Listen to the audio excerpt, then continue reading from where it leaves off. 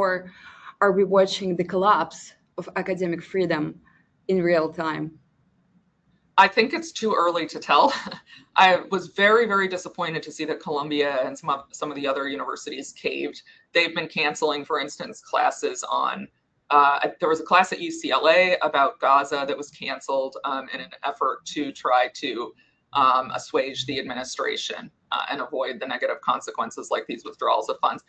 Harvard has filed a lawsuit against the Trump administration for withdrawing funds. So what a lot of people have said is, well, the universities aren't entitled to federal funding, but we have very robust case law here saying that from the Supreme Court saying that if the federal government is giving funding, it cannot condition funding. I can't say, well, we're going to take it away unless you silence certain viewpoints. So once it gives the funding, it can't engage in kind of viewpoint-based discrimination. So what it's doing is clearly unlawful. So Harvard filed a lawsuit saying that. On the flip side, Harvard also has capitulated on a lot of things. So it, for instance, it canceled a conference about, I think it was about, it was going to be presented by amputees from Gaza or people who'd been injured in Gaza. And they said they're not going to do that anymore because it was anti-Semitic.